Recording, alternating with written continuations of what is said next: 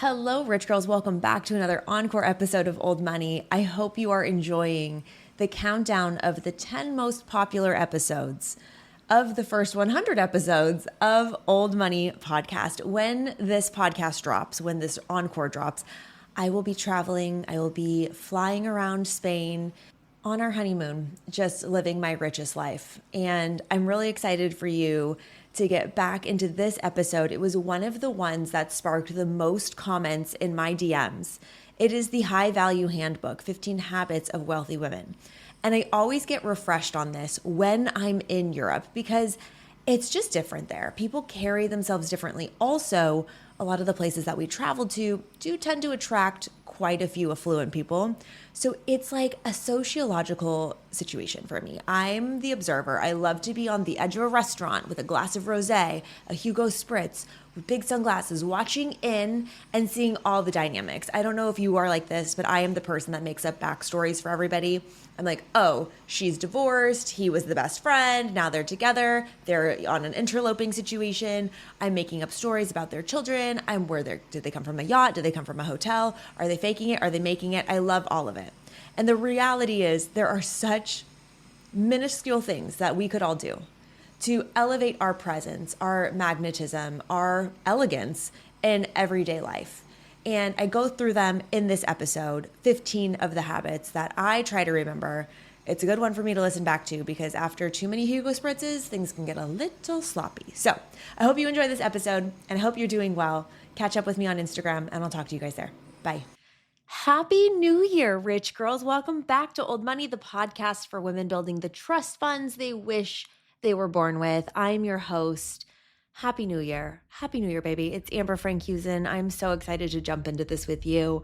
I hope you had a fantastic holiday season and are coming into the new year refreshed, revitalized. This is kind of, if you're listening to it when the episode drops, this is kind of like the first week back, like the real week back. I kind of love how the holidays shook out this year. It was kind of giving us 2 weeks of no working where we're kind of working, but like nobody's really there answering emails. Maybe people are taking vacation on the week of New Year's or Christmas. And so I feel like there's that like corporate gray area that I really hope that you milked. But if you are feeling overwhelmed, everybody's yelling at you to set new goals, do new things, this is the episode that you need to just have a little bit of fun with me, get back into that old money mindset, and let's just have a kiki and talk about wealthy women. I mean, if you're listening to this episode, if you're a follower, a friend, a downloader, a subscriber, a reviewer, a lover of Old Money Podcast, you already are a wealthy woman. So hello, lovely to be with you. But when I'm talking about wealthy women, I have this like archetype in my head, right? It's like Nicole Kidman on any of the HBO or Netflix specials that she's on. I'm talking about Lily Woodsen of Gossip Girl, of course. She is the epitome of old money, or even like Margo Tenenbaum or Shiv on Succession, like all of these women, all of these archetypes that we think that we envision. And I'm back on a reading kick. I don't know what happened to me in 2024, but I just could not pick up a book and keep it up. I was abandoning books left, right, and center. And over the holiday, I got back into reading and doing some of those fun, like thrillers that are just easy to digest. And they always have to do with families with money. I don't know if that's just my genre, if you're in that with me, but I'm talking about that refined, quintessential old money woman who's playing tennis in the morning and golf in the afternoon. She's probably having an affair with her personal trainer. She's always involved in some sort of murder scheme, or she might end up dead. But this woman who is in all of these like literary fiction moments is what I've been thinking about a lot recently. Now, I'm not trying to end up dead or have any of us end up with that fate, but I started to think about this character that continues to come through in all of these books. And by the way, I do have a list of old money books somewhere on Instagram.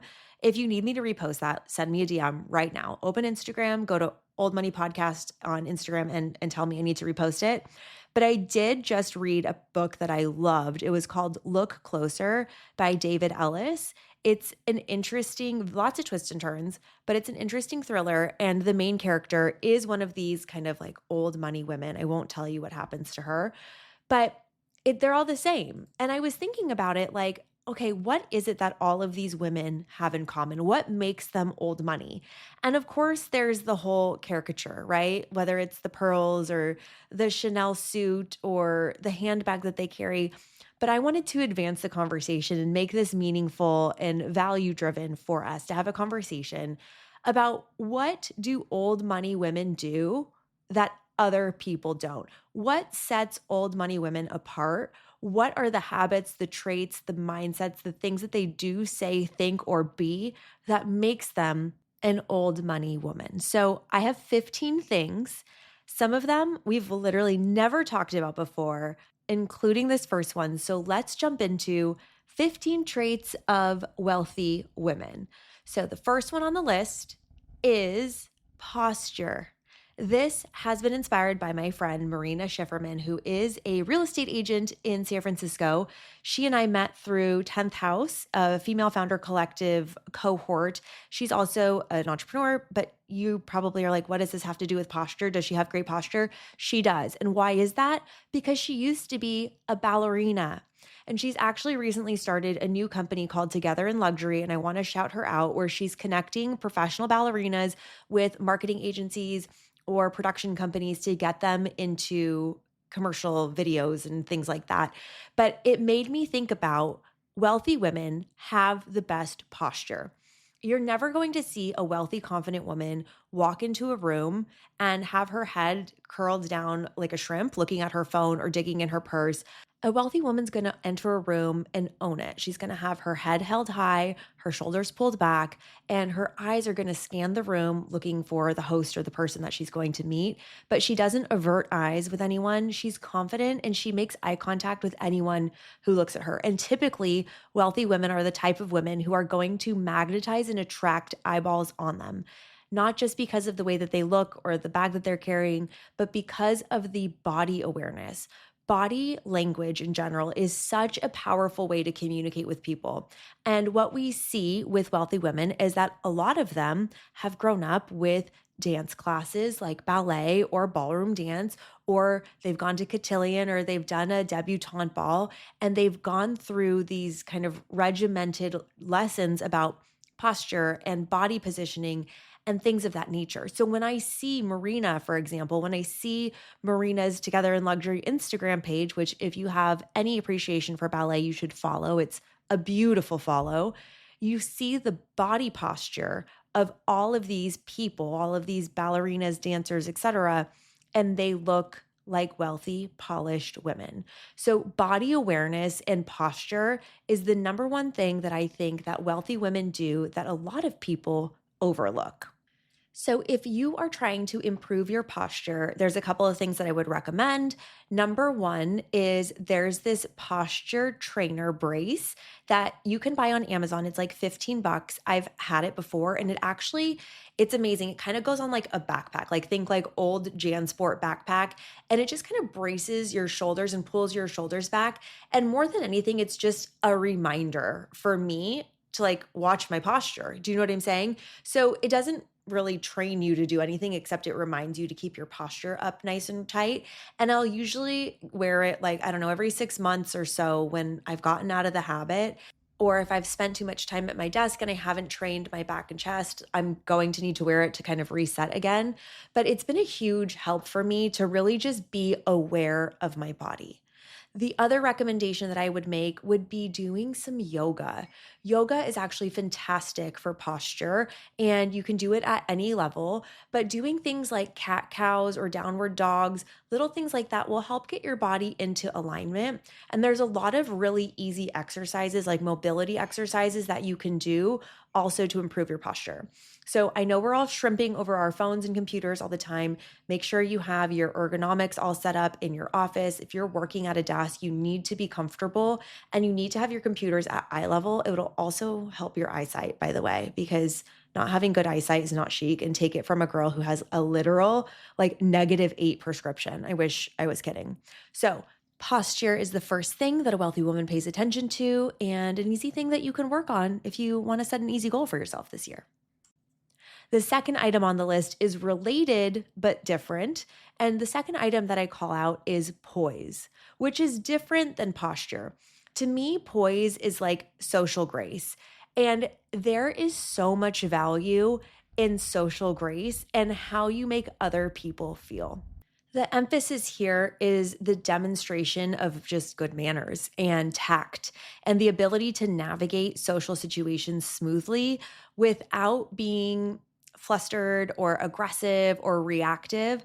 I think that people that have good social grace and poise, like going back to Lily Woodsen, no matter how awkward anything was, you're able to deftly step around these social landmines. A lot of this can be attributed to just good manners, right? Being at a dinner table, knowing how to use your fork and knife appropriately, understanding how to have small talk, how to ask people questions about themselves, like how to navigate a conversation. That's one level of it, right? But the next one is the navigation of something that becomes bumpy. And I think we see this a lot, especially politics season. I know that a lot of people get offended, reactive, etc. I would say without a doubt that somebody with poise would never be talking poorly about someone else in Instagram captions or TikTok captions. Like, you're never going to see somebody that's beautiful cutting down another woman's looks. You know what I'm saying? Like someone who's truly beautiful, as Audrey Hepburn would say, the true beauty comes from the inside. But my point is how you make other people feel in any social situation, whether it's digital or in person, or it's awkward, or it's work, or it's meeting your new in laws. I think being able to navigate difficult situations, but still leave a positive impression is so important. I think if you're looking to improve your poise in social situations, the first thing that you can do is build your confidence. I think that confident women are able to navigate any situation because they're not reactive to any situation. They understand their values. One of their values is being emotionally calm under pressure. They're also really focused on always finding win-win situations. They understand that their energy, their speech, their tone of voice can have an impact on other people. So I think that self-awareness and building confidence hand in hand really help you demonstrate poise. And the other thing that I would say is hosting. I think that hosting people in your home is such a lovely experience if you have the ability to do so. And it's great for getting in those reps of having somebody in your home and making sure they're comfortable and you're thinking about their needs. Like, did you offer them a glass of water when they came in? Is your bathroom clean? Are there tissues in there? Are there hand towels for them? And starting with one or two people at a time, it gives you the reps. Just like you were in the gym lifting weights, you're not going to start by curling 150 pounds. You're going to start with the 5 pound weight. So start with one 5 pound friend that you can practice on. And I think that's a really good way to build your poise muscle, because when there's an awkward situation, it's usually the wealthy woman, the one who's most together, that all of a sudden turns the energy of the situation, takes over the conversation very elegantly, not with any type of aggression or overpowering. They just all of a sudden turn into the host. They all of a sudden are going to wrap their arms around it and turn the tenor of the conversation around. So I think that hosting is a great way to build that muscle so you can implement that when you're outside of your regular environment in the world of business or whatever else is going on. And that is a great skill to build. Now, this next one goes hand in hand with number 2. I love how these all dovetail together perfectly.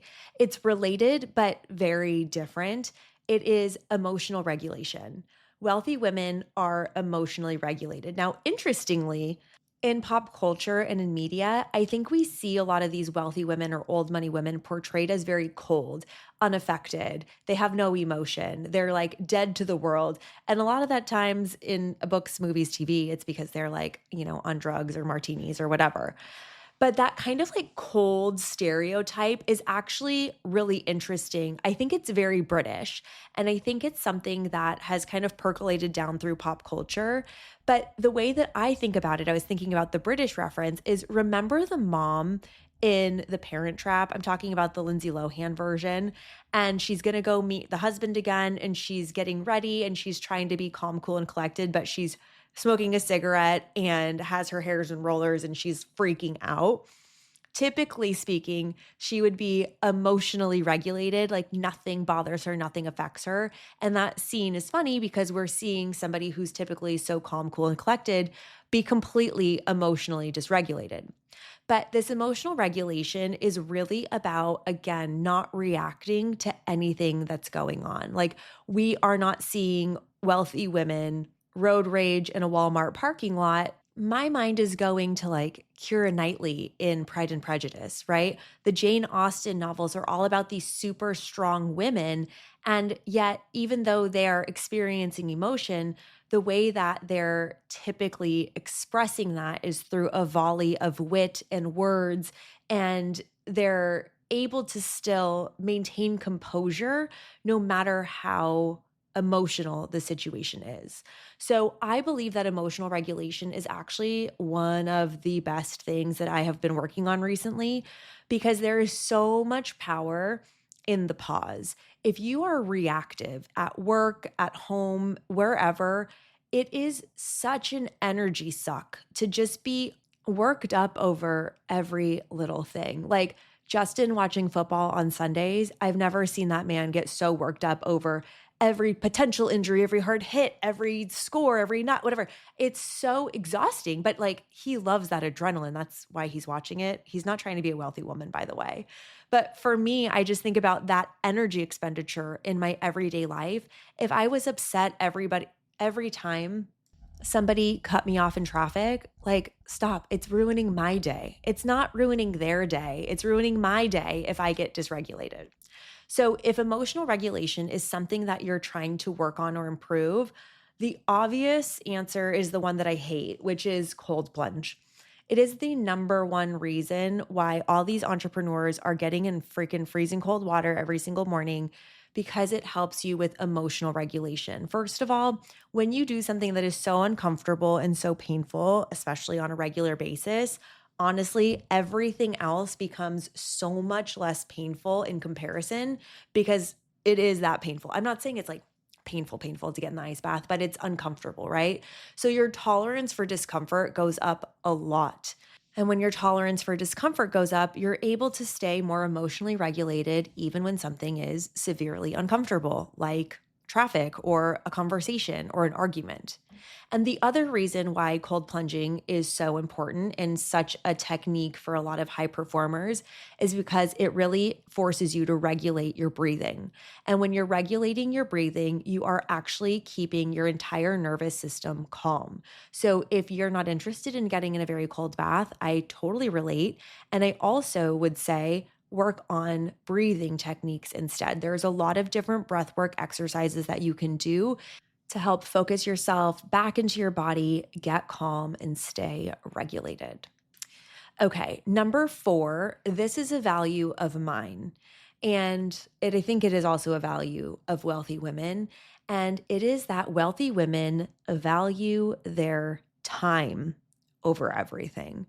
I value my time so much. I cram so much into a day for work, for this podcast, for my relationship, for my home, for my dog, for my life, for myself, that I am efficient as hell with my time. So when other people are not efficient with time, it really doesn't work for me. Now, do I get emotionally dysregulated about it? Absolutely not.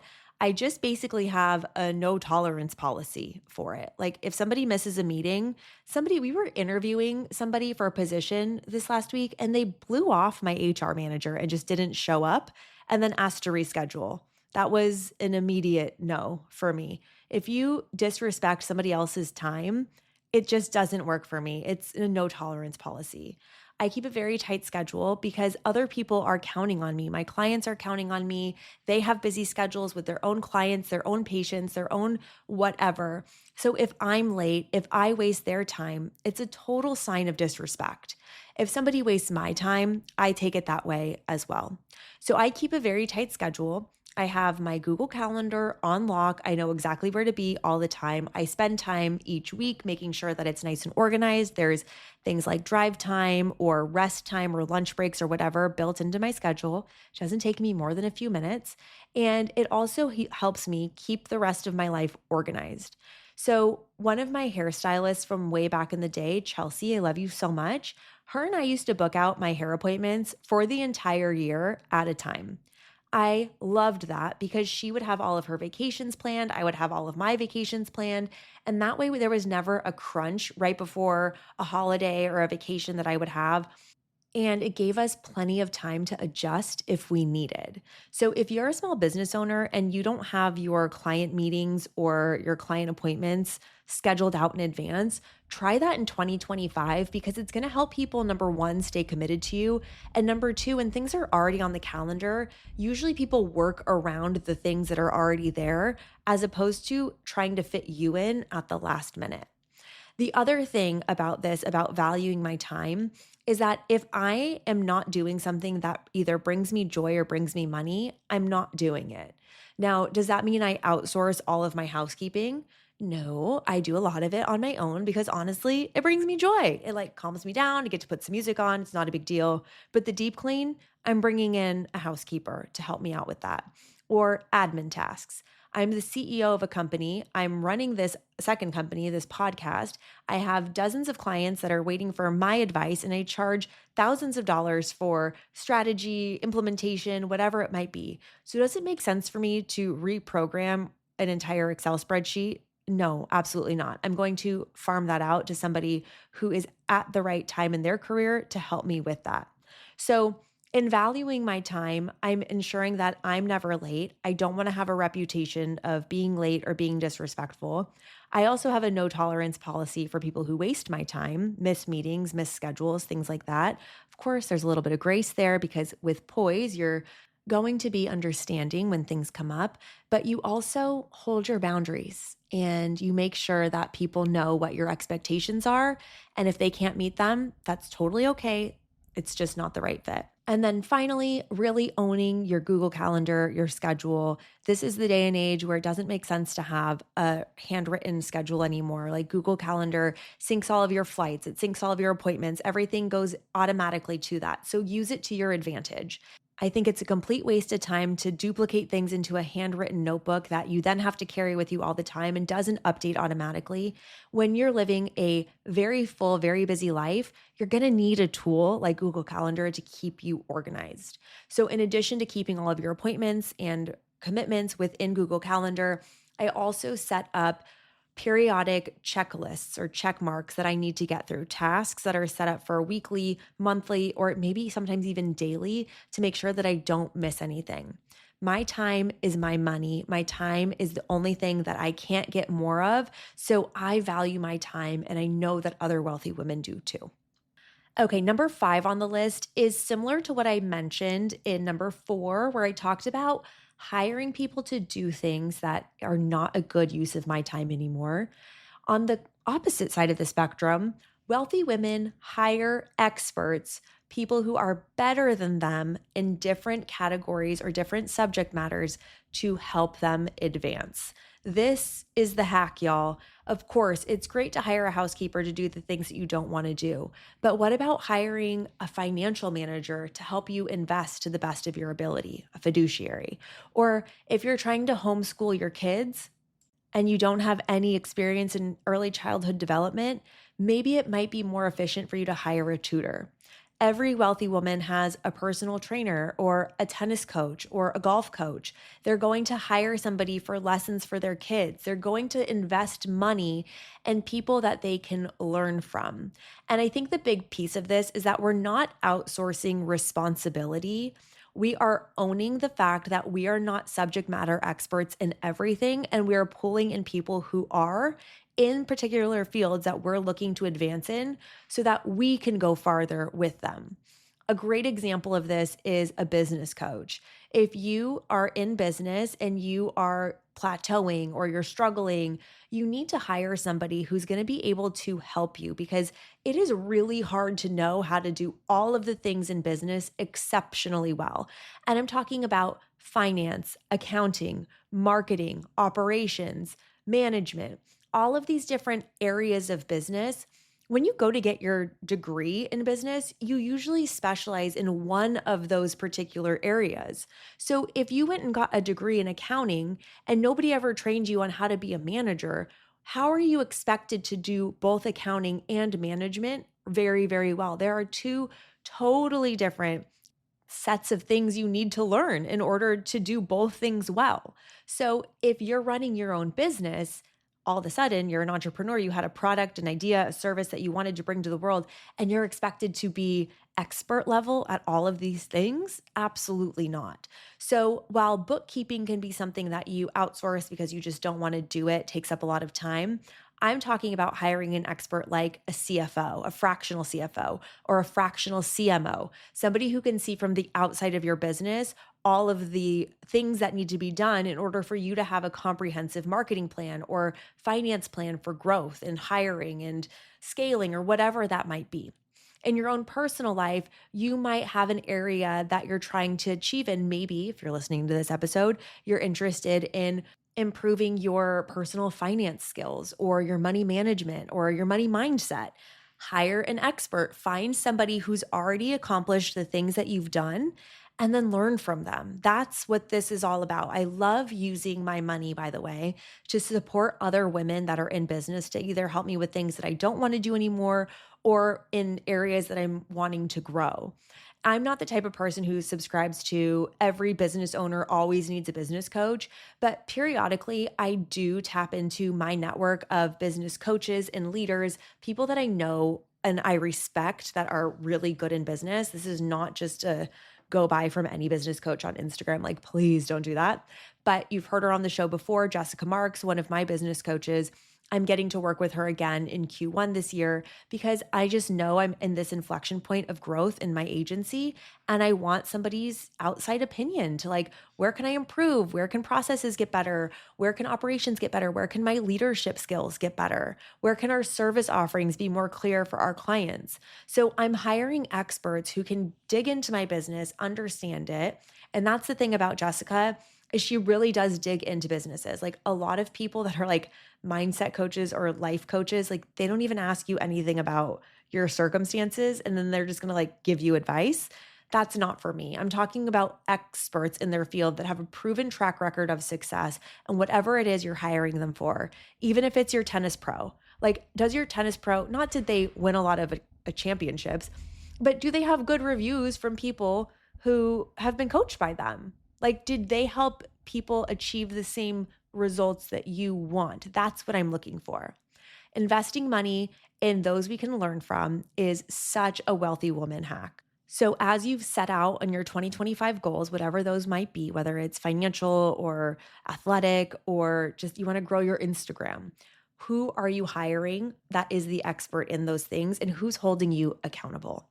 I will tell you, I have a personal trainer, not because I don't know how to lift weights. I've been lifting weights for 13 years now. I know how to do it. My form is great. Okay. I have a personal trainer for accountability.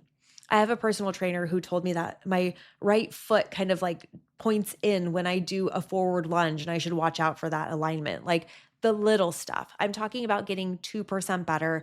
I'm talking about accountability and I'm talking about working with somebody lovely. And by the way, I have the best trainer now. Her name's Anna. Shout out Anna. Love her so much. If you need a referral in San Diego, I got you. Okay, the next thing that wealthy women do and value that other women do not is that wealthy women know to invest in their social network because they know that their net worth is determined by their network. And I'm also talking about being in proximity to people that you want to work with, do business with, be friends with, to people doing things, to becoming a part of the network. Now, we've seen it in pop culture, people going to the ends of the earth to try to be in the certain social circle, whether it was Jenny from Brooklyn or whatever that guy's name was in Saltburn. We're not talking about hacking your way into a social network group. Now, this is an interesting one because if you've grown up in privileged circles, usually your social network starts very naturally through your parents, right? Your parents have friends and those friends have kids. And usually your parents, if they're doing well, have a social circle of people that look like them. You know that old adage of you are the average of the 5 people you spend the most time with? That is so true, especially for weight and for income. Can you believe that? It's actually been proven that you are the average weight and you are the average income or net worth of the 5 people you spend the most time with. And the reason for that is because if you are friends with people who are interested in the outdoors and adventuring and hiking and eating well and they like Patagonia, well, they probably have a set of values and a set of traits and habits that align with yours if that's what you're into. And therefore, you're going to be in relatively the same amount of shape so you can do the same type of hikes together. Do you see what I'm saying? Or if you are an entrepreneur and you're still between the 500,000 and $1 million mark and you're looking to break 7 figures in revenue next year, it would probably be beneficial for you to network with other people who are just above where you are so that you can average up and you can learn from the things that they've already figured out so that you can grow. So when we talk about proximity to wealth, that's kind of what I mean is you want to get close to where you're going. And actually, this is one of the most common questions that I get from people of how do I network up into a quote unquote better social circle? Well, it's number one by doing a lot of things on this list. Like if you don't have poise, if you are not emotionally regulated, if you don't value other people's time, if you don't see the value in hiring people to help you on your goals, you're probably not going to have a lot in common with the people in the social circles you're trying to network into. Do you see what I'm saying? Do you see where I'm going with this? So, again, starting from a young age, your parents' social circle really sets the stage. Number two, your school and your classmates. Now, if you go to a prep school, a private school, typically it takes resources, privilege in order to get into those schools, to pay for those schools. So automatically you're in a higher echelon. And that's why a lot of people send their children to boarding schools, prep schools, to Ivy League colleges. It's not about what you're going to learn there, it's about who you're going to meet. So it's not always comparing apples to apples on the quality of education. Wealthy women are comparing more things. A public school and a prep school are going to have the same subjects taught in the class, but the access and the network might make the investment in the prep school or private school a better ROI than not paying for school at all. Do you see where I'm going? So, as you continue to go through your life, education, a lot of us are past that now.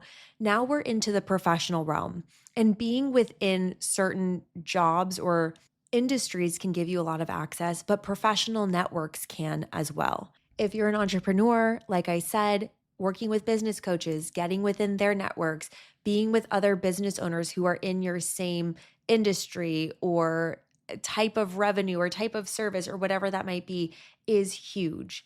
And then the other side of it is just the social networking. I would say the first toe to dip in the water in this is getting into places where people are doing things that you want to do. If you're interested in tech, go to Silicon Valley. If you're interested in jumping horses, go to Del Mar or wherever else they jump horses. I don't even know. If you're interested in sailing, go to the St. Bart's Bucket Regatta.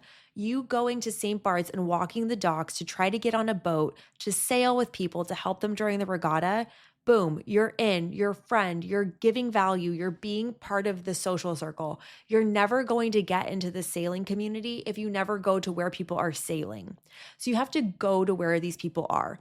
A lot of ways that you can do this, again, is attending events in different targeted areas.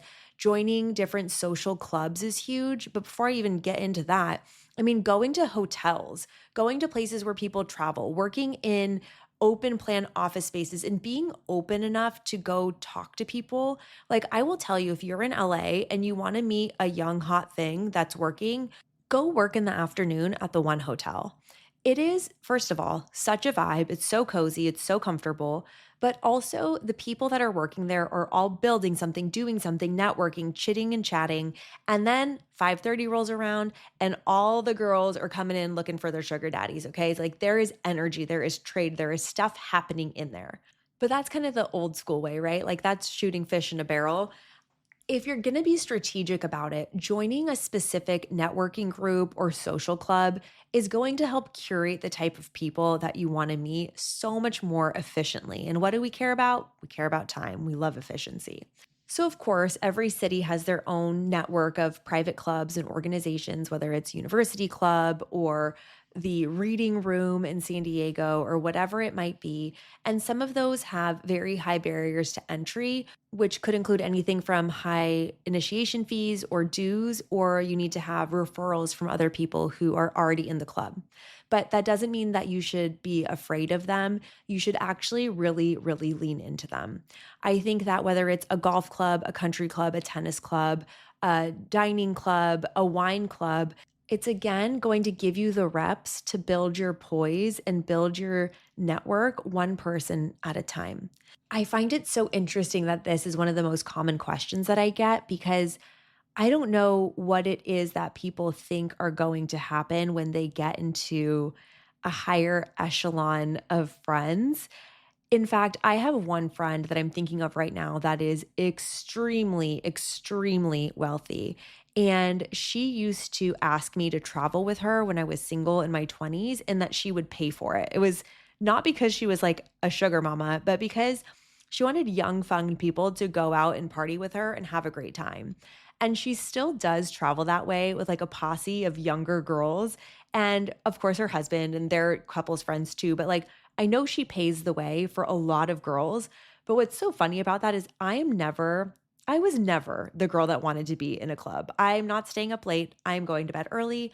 I don't want to drink shots. I don't want to go crazy. I don't want to go to club, another club playing, that's not me. It's not my vibe.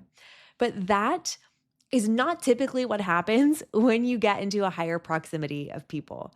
When you get into a higher proximity of people, there's a reciprocation that needs to happen. So I think a lot of people are looking to, if we were going to group people into tiers, jump like many classes up. And I don't mean that in any type of like classist way. I'm just kind of trying to talk abstractly. But if you're going to make it into higher levels of wealth, or you're interested in networking with people who are very, very wealthy, if they're hosting you on their yacht, the expectation is usually reciprocation. So if you don't have a yacht to host on, it gets a little dicey. Now that's not always true. Not everybody has a yacht, and I'm kind of being facetious here. But the example is like if you have a very wealthy friend and you get engaged and they buy you a bottle of Dom Perignon, even if it's just a $345 bottle of wine, what are you going to do when they get engaged if you can't reciprocate?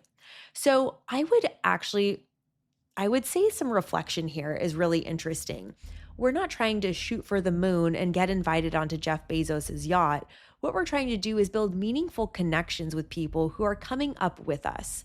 My old boss, the CEO that I used to work for, he told me something that was so helpful for me back in like 2015. He said, when he got to San Diego in 2005, he met this guy in ULI, which is Urban Land Institute. His name was Malcolm, and he was in finance. Brad was in development. They both had nothing to their name, but they stayed friends over the years. And then 15 years later, Malcolm's underwriting the construction loan for a $150 million building that Brad's developing. You keep these people close and you grow with them. So, having discernment about who's in your circle and knowing that you want to network with people that are building things, doing things, that to me is so much more important than trying to jump the Saltburn way and fake your way into a social circle that you're not really yet a part of. Okay, hard left turn into number 7. The thing that I believe that wealthy women value that many people don't is education. And what I mean by this is not just having a degree, not just going to college. In fact, I'm not so sure that university is a good investment for everybody these days. And we do know a lot of wealthy women, old money women, are really just going to college for their Mrs. degree, meaning they're looking to go find a man to marry and settle down with. But what I mean by education is a woman who has high value skills and continues to invest in herself. I've said this so many times in the past few weeks, but all of our gold money guests, all the guests that I've had on the podcast, Every time I ask them, what is the best investment you've made in the rich girl rapid fire questions, they always all say investing in myself. This education can be in building poise, in learning how to be emotionally regulated, or it could be in hiring that expert to help you with whatever goal it is that you're trying to achieve.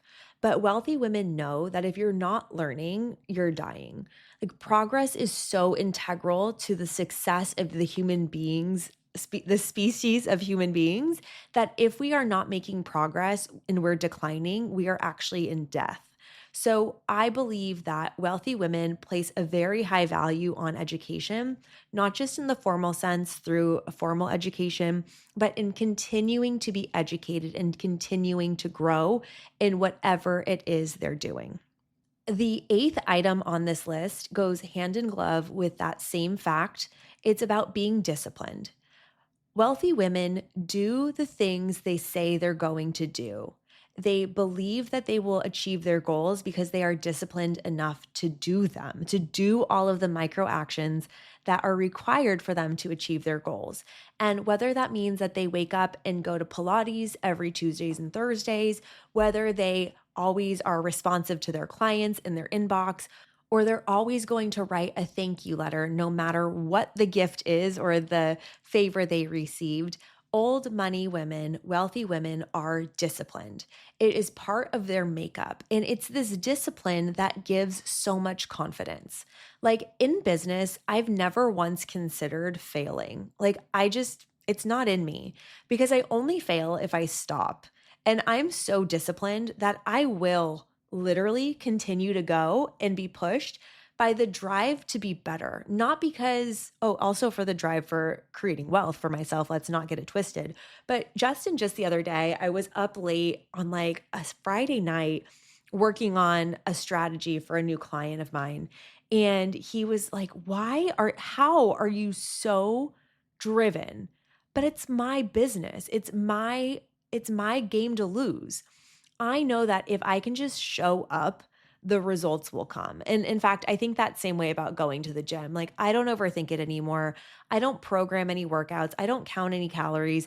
I just know that if I'm conscious to what I'm eating and I don't stuff my face with cookies every day and I show up to the gym and I walk my dog, I'm going to be fine. It's a slight amount of discipline that really helps me stay on track and stay within my clothes. Like I have beautiful clothes, I want to fit in them. So I want to stay the same size.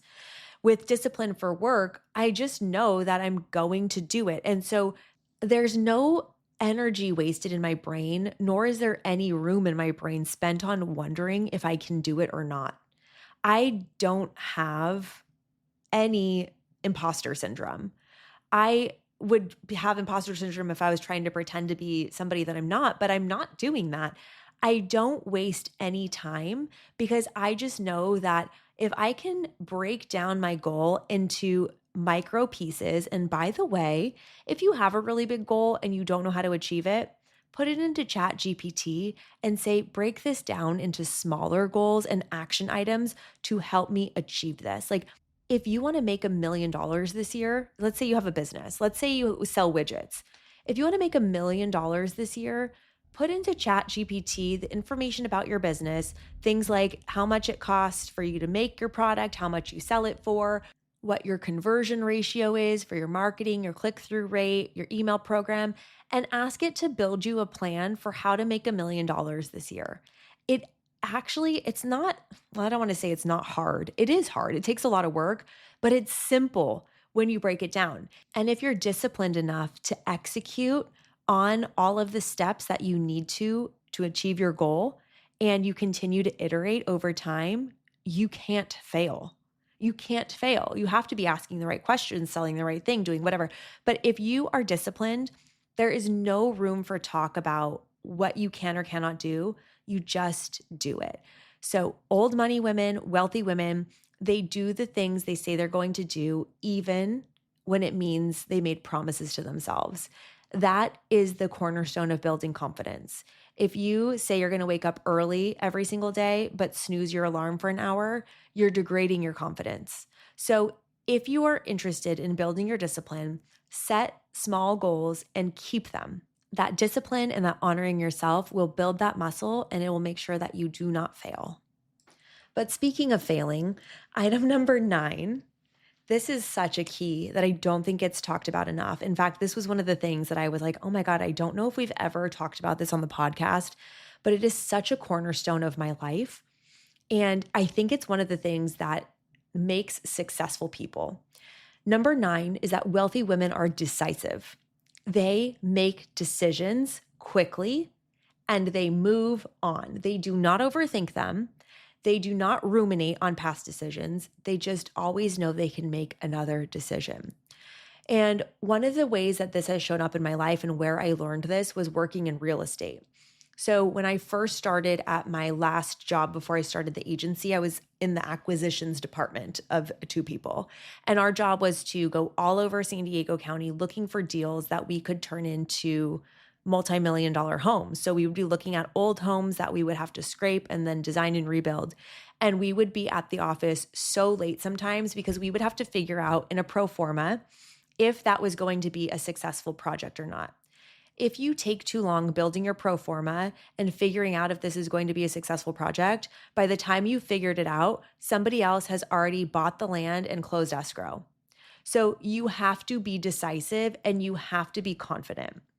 The ways that we were really confident in building our pro formas was that we had a lot of data to input to them. And I'm going to wrap this back around to practicality, so hang tight with me.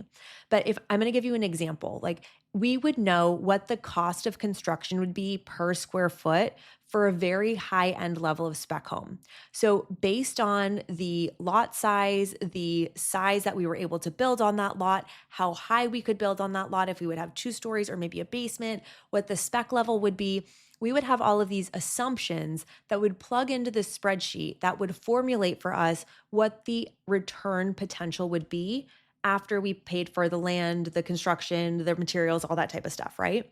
And so having all of those things already figured out made our process really, really fast, and it helped us be decisive in our real estate decisions.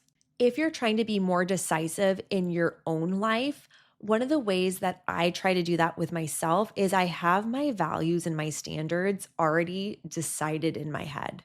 For example, hiring somebody. I know right away, based on how they interact with me during a call, if they're going to go into the next meeting. Like if they are able to think on their feet, if they're on time, if they're polished, if they have a good presentation, if they've done research. I have all of these standards that I've set when I'm interviewing somebody that if they don't meet them, like I talked to somebody a couple weeks ago that had no idea what our company did. And I'm like, why are you even wasting my time? Like, if you're not going to look up my company and see how you can add value, you don't know what we do, like, why am I trying to sell you on working here? Like, sell me on trying to work here. It was an immediate no. I could be really decisive about that. And then I don't think about it again. I don't overthink it and I don't ruminate. And if I make a bad hiring decision, which I have done many times before, you know what I do is I make a new decision. I say, okay, this isn't the right decision for me right now. Do I reorganize this person into a different role? Do I give them a performance improvement plan? Do I let them go and help them find a new role because this is not the right one for them? I can always make new decisions. So wealthy women are very decisive and they usually have standards or patterns or habits or values that guide their decision making. And maybe it's even, how you get dressed in the morning. The more time you waste trying to make a decision, the more energy you expend on something that honestly you can just make a new decision on. So I say that being decisive is one of the key traits of a wealthy woman, and it's something that I would challenge yourself on. So if you're trying to build this muscle, start being more confident with your decisions because you know you're going to figure it out. Like, decide to not bring the umbrella. If it starts to rain, know that you can buy one or borrow one somewhere else. Do you see what I'm saying? If you're overthinking it, doesn't go with your outfit, whatever, just move forward.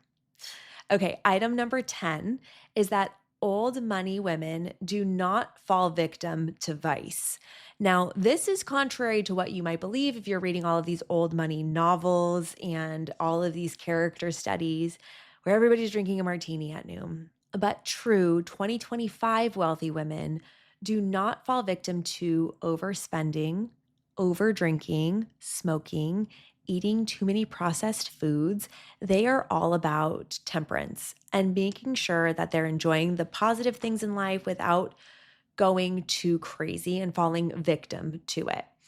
The reason this is so important is because when we let things spiral out of control, we lose control. I mean, honestly, like if you're overspending in credit card debt, this goes back to one of our earlier values, which is emotional regulation. Like, why are you overspending when you know you shouldn't? You're falling victim to habit or to vice and losing control. I think of wealthy women or old money women like walking around Palm Beach or walking around Manhattan as very controlled. They're disciplined, right? So when you fall victim to vice and you drink way too much champagne all the time, now the next day that you have is totally wasted. You're not your best self. And wealthy women value feeling good, looking good, being good to themselves. So, other than overindulgence in food or smoking or drinking, you can also look at vices like gambling, being dishonest, being lazy, being greedy, being envious, being too prideful, gossiping, being impulsive, or even being negative. Like all of these vices, these are all things that I think of as falling into old habits, right? Even like narcissism or self-centeredness, that's a vice if you think of it in the 10 commandments type of a way. But old money women are not falling victim to those. They are disciplined. They're making sure that they are putting their best foot forward, not just for the rest of the world, but to feel really good about themselves. And to dovetail into that, item number 11 is mindset. Wealthy women know that mindset is everything. And this also goes into this discipline context as well. Like old money women believe in themselves. They know they can be successful and they know that they will be successful because they have the chutzpah to make it happen, right? They're not worried about imposter syndrome. They're not trying to fake it till they make it. They're being authentic. But I'm talking about money mindset. I'm talking about the fact that they don't villainize money. They're not scared of it. They're running with money. They're using it as a tool. They're playing with it.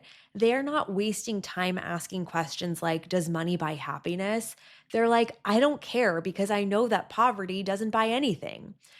A wealthy woman's mindset is focused on growth and productivity, win wins. Again, we're going back to that social graces conversation, right?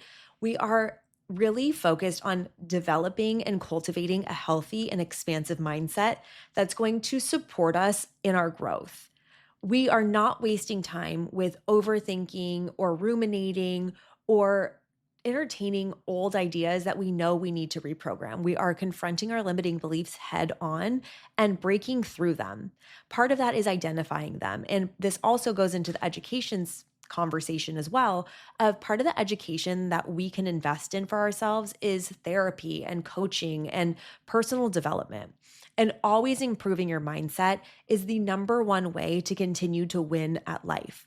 And if you're doing things right, you should always have new challenges or new things that you're adventuring through or trying to figure out whether that's being a great parent or being a great partner or being a great business leader. So there's always more to learn. And there's always, I mean, maybe when you get to the top in the enlightenment, maybe you just learn to care about nothing and you're like Buddha. I don't know. But I really believe that the wealthiest women that I know and the ones I'm not even talking about wealthy in the bank account. You know what I'm talking about. We're talking about all the levels of wealth: money wealth, time wealth, relationship wealth, freedom wealth, purpose wealth, all the things. They have the best mindsets. They're the most kind, the most positive, the most optimistic, and they're always breaking through new levels in their mind. Item number 12, we have a few more here. This one's my favorite for the season of life that I'm in. Old money women are private. Not only are they not telling you about what they're doing, they're not showing you anything about what's going on in their life unless you're in the inner circle. They're not flaunting, they're not using their Instagram to do their hauls from Hermes. They're just winning in private. You're getting wowed when they're done achieving their goals. They're using their money to make more money, not to show you how much they have. I believe that hot and rich is out for 2025 and classically beautiful and wealthy are in. Privacy is so chic. Like, I love a private moment. And what's so interesting is now with social media, everything is so overexposed. Everybody is everywhere and available all the time. And quite frankly, the luxury of being unavailable is the one that I like the most. Like, typically in business, I have my calendar link. People can book calls with me, get on my calendar, and I'm pretty available. But when I have my phone on Do Not Disturb, that is when it is my time. When I have my calendar turned off, that is when it is my time and I'm doing whatever I want. I don't post on Instagram stories. I'm not telling anybody what I'm up to. I'm just winning in private. What's so interesting about this and what really differentiates for me old money and new money is that what we see with a lot of people with money is that the one thing you can't buy is fame. So a lot of people are using their money to get notoriety. Like, do you remember the guy in India that got married last year and he had like Beyonce perform and he had like a 5-day huge crazy wedding where like Kim Kardashian went and he didn't even know Kim Kardashian, but she got invited to the wedding because they're the wealthiest people in India or in Mumbai or wherever they're from. That to me is buying fame, buying notoriety. We also see it so much on Housewives. And I also think it's what we're seeing right now on Salt Lake City with Bronwyn. Bronwyn and Todd are very wealthy. They roll in very good circles. I would say Sutton on Real Housewives of Beverly Hills is also a great indication of this. Like, you can live your life and have a fabulous, well connected life where you're invited to every party and you're always in the places you want to be. But if no one knows who you are, then people are craving exposure. And so with Bronwyn and Todd, I think they've always had this very regulated, disciplined lifestyle of poise. And all of a sudden, Bronwyn gets on the show, and Todd is like, "Why are you acting like a maniac?" And Bronwyn's trying to understand the assignment of what it means to be a real housewife, and Todd does not. And he's confused because it doesn't align with how they've been in their life so far. But the privacy for me is of utmost importance. I wouldn't want anybody watching me, my every move as I'm walking down New York City streets and taking pictures of me looking terrible on a beach in Ibiza. I want privacy. So for me, that is a huge, huge luxury that once you lose it, it's really hard to get it back. So if you're trying to maintain an air of privacy in your own life, I recommend keeping things a little bit closer to the chest. Like, we know all the girls on Facebook that comment on their boyfriends being terrible. Don't be that girl. Don't be that girl. Don't complain about your husband online. Please, please, please don't cry on social media. Keeping things private really brings an air of luxury to your life. And again, just quietly show people when you've won without having to post about it on Instagram. You know, that's why I like RIP to high school reunions. Just think about showing up like Romy and Michelle and having invented post-its. That is the level of privacy that we all aspire to. And then you just show up at your 20-year reunion and you're fabulous.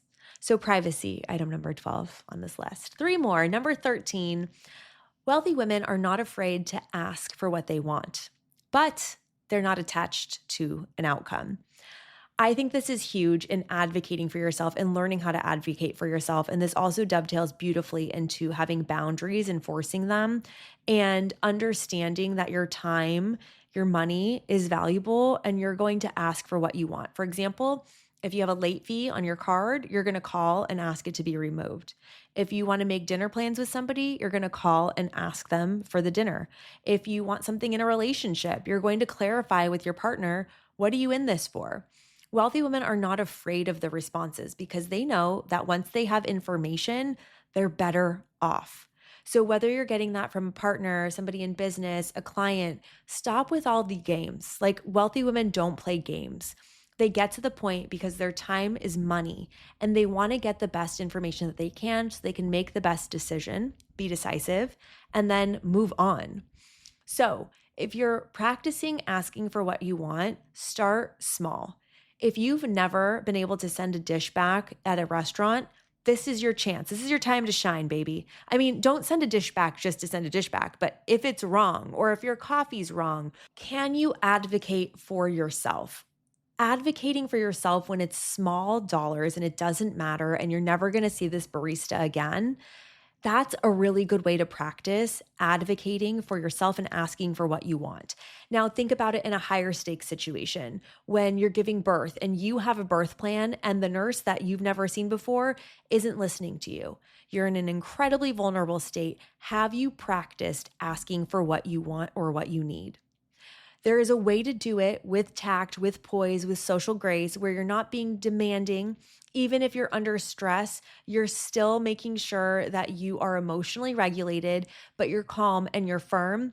If you are not comfortable with this, ask for what you want on a small scale. I did this exercise. My dad gave me this idea so many years ago with some of the people on my team.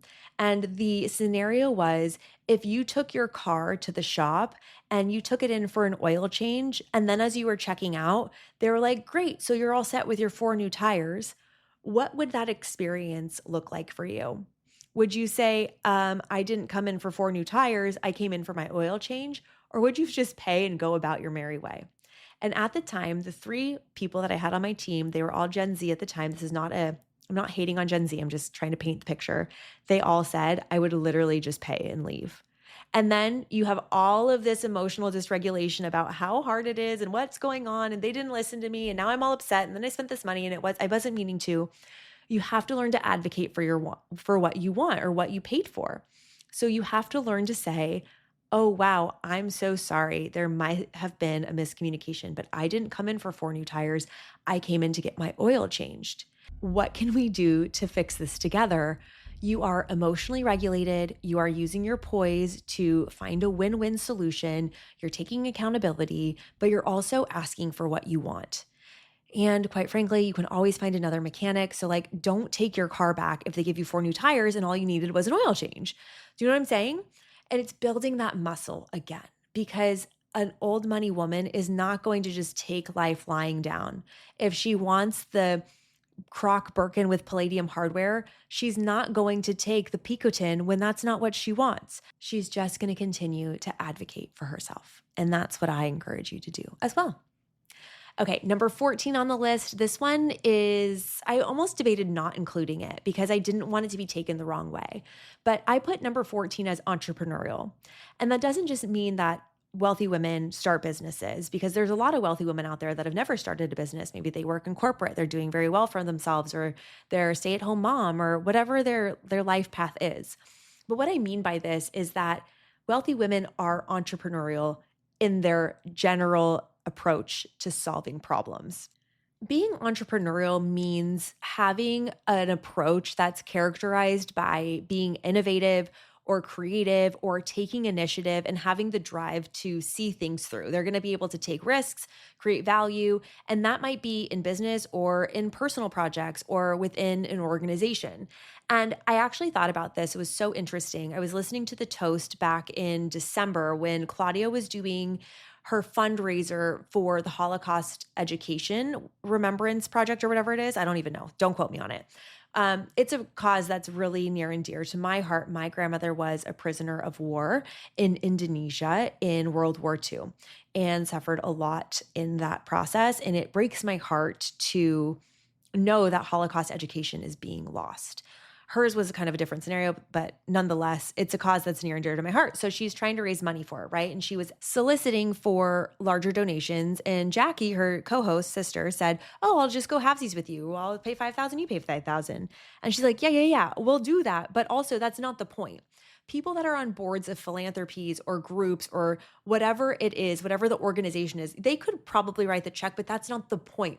The point is to go out into the community and sell the charity or garner activity from people outside of their immediate circle of influence. It takes me back to Shannon Bedore with her whole "I start charities." I forget who she was yelling that at on Real Housewives of Orange County. But, when you're on the board, you can donate all day long, but that's not the point. The point is you throw the event, you make it creative, you make it memorable, you create something that people want to attend and will want to spend money on. You get the donations for the silent auction. You're entrepreneurial in the fact that you're going to get out there, be innovative and creative, and get something done. So being entrepreneurial doesn't necessarily mean that you're just starting a business. It means that you're willing to put yourself out there, create some value, that you're going to be resourceful, you're going to look for opportunities, you're going to take a leadership role, whether again in business, in a personal organization, or a personal project,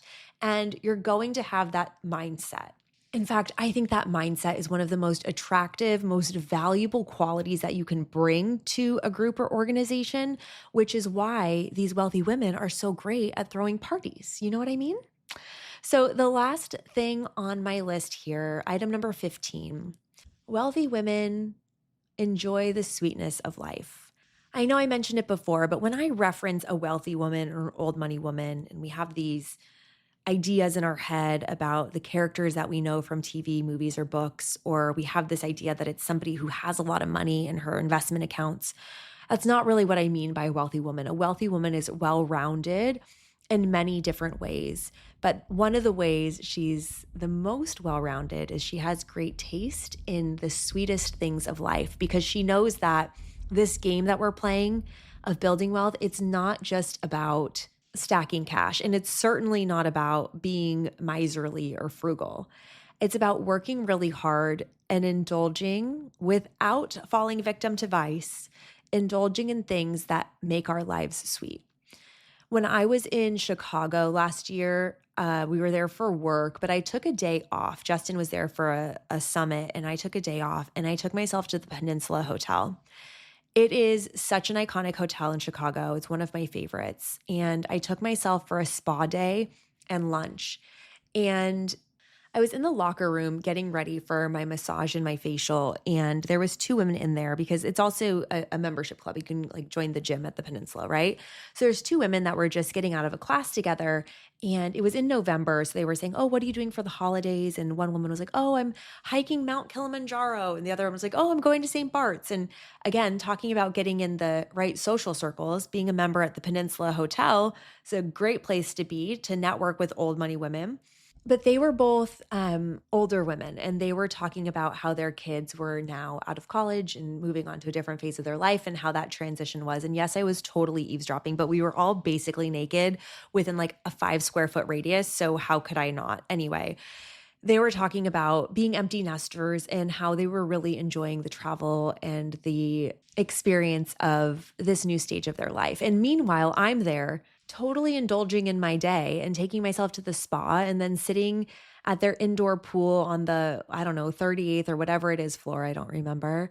And then taking myself to lunch and having the same thing I always get, fries, a salad with protein, and a glass of champagne. That is my old money lunch. That is my perfect day. A day at the spa, a day by the pool, and a day with a good book and a good lunch.